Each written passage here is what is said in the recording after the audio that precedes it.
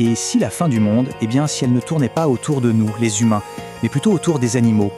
C'est le cœur d'une prophétie assez surprenante, où la mission la plus sacrée, confiée à une poignée d'élus, serait de mener la plus grande opération de sauvetage d'animaux jamais imaginée. Selon ces textes prophétiques, sauver les animaux n'est pas juste une mission secondaire, un petit truc à faire en plus, non. C'est l'acte le plus important, le plus crucial à accomplir au moment même où notre monde s'éteint. Une responsabilité qui en fait dépasse toutes les autres. Bon, alors, allons-y. Pour bien comprendre cette vision des choses, on va explorer un peu le système de croyance qui est décrit dans un texte clé qui s'appelle le livre de vie de l'agneau. C'est vraiment lui qui pose toutes les bases de cette mission hors norme. Et ce nom, l'agneau, il n'a évidemment pas été choisi au hasard. L'agneau, c'est le symbole même de l'innocence, de la pureté. Et c'est ça en fait que les animaux représentent dans cette vision. L'idée, c'est que ces créatures innocentes sont le miroir de la présence divine et que notre manière de les traiter est le véritable test de notre humanité. Et ça, c'est le point central. Ce principe, il renverse complètement la hiérarchie à laquelle on est habitué. Le premier devoir de l'humanité n'est pas envers elle-même, mais envers les créatures innocentes qu'elle était censée protéger. Et tant que ces créatures souffrent, eh bien tout progrès spirituel est tout simplement impossible. Mais alors pourquoi une telle urgence? Pour le comprendre, il faut faire un petit retour en arrière. Au tout début, tel que c'est décrit dans la Genèse. Parce que selon ces textes, c'est là que tout a commencé. Et c'est surtout là que tout a dérapé. Le contraste est saisissant. D'un côté, il y a le plan de départ, si on peut dire, une harmonie, avec l'humain comme gardien, comme protecteur. Et de l'autre, eh bien, il y a la réalité d'aujourd'hui, que ces textes décrivent comme une véritable abomination. Une exploitation à grande échelle qui a complètement brisé ce pacte originel. Et c'est là qu'on comprend toute la logique de la prophétie. La cruauté envers les animaux n'est pas vue comme une petite faute, c'est la transgression ultime. Et c'est cette rupture fondamentale qui rend la fin de notre monde non seulement inévitable, mais carrément nécessaire. Allez, passons maintenant à la chronologie, parce que oui, il y a un calendrier très précis des événements qui doivent nous mener à la fin de notre monde et à la naissance du nouveau. Attention, ces dates ne sont pas juste des prédictions lancées en l'air, elles sont vraiment présentées comme les étapes d'un grand nettoyage divin. Chaque événement, même le plus destructeur, est vu comme une phase nécessaire pour purifier le monde avant qu'il puisse renaître.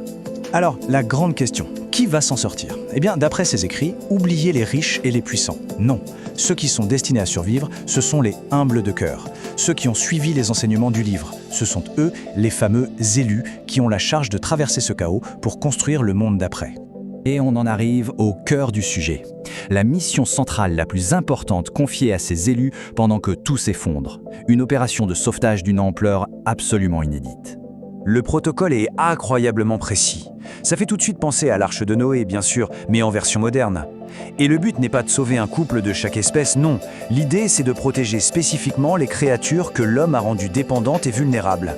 Ça, c'est la date limite, l'ultimatum. Ce jour-là, à minuit, les élus et tous les animaux qu'ils ont sauvés doivent être à l'abri, en sécurité. Une fois cette heure passée, la purification finale commence, et pour tous ceux qui sont dehors, il sera trop tard. La logique derrière tout ça est en fait assez simple. Il faut sauver ceux qui, sans l'intervention de l'homme, ne peuvent plus survivre. Le bétail, les animaux de compagnie. Avec l'effondrement de notre civilisation, ce sont eux les premières victimes. Les animaux sauvages, de leur côté, sont considérés comme capables de se débrouiller seuls. Alors là, cette citation, elle est percutante, c'est le moins qu'on puisse dire. Elle établit une hiérarchie de valeurs où la vie d'un animal innocent est jugée plus précieuse que celle d'un être humain considéré comme impie. Ça montre vraiment à quel point l'innocence est la valeur suprême dans cette vision du monde. D'accord. Mais après tout ça, après le chaos, la purification, il ressemble à quoi ce fameux monde nouveau qui émerge des cendres? Eh bien, la vision, c'est celle d'un rééquilibrage total. Imaginez, une humanité réduite à un très petit nombre. Et à côté, une explosion de vie animale avec des créatures de toutes les espèces. L'humain n'est plus l'espèce dominante qui écrase tout, mais juste une petite composante d'un écosystème enfin restauré. Et pour être sûr que les choses ne dérapent pas à nouveau, une nouvelle loi universelle est mise en place. L'objectif est simple, rendre aux animaux leur liberté et leur dignité. C'est donc la fin des élevages, des laboratoires, des cages. C'est une libération complète, une restauration de l'ordre naturel. Cette image résume parfaitement la nouvelle pyramide du vivant. Pour qu'un équilibre durable s'installe, il faut d'abord une abondance de végétal, puis une abondance d'animal, et enfin, tout en haut, en plus petit nombre, l'humain. L'humanité retrouve sa juste place, non plus au sommet en tant que dominant, mais en tant qu'espèce la plus rare et donc la plus respectueuse. En fin de compte, qu'on adhère à cette prophétie ou pas, toute cette histoire nous laisse avec une question fondamentale. En présentant une vision où le salut des animaux est la priorité absolue, ça nous force à réfléchir. Quel est notre rôle, en fait? Et quelle est notre responsabilité envers toutes les autres formes de vie avec qui on partage cette planète?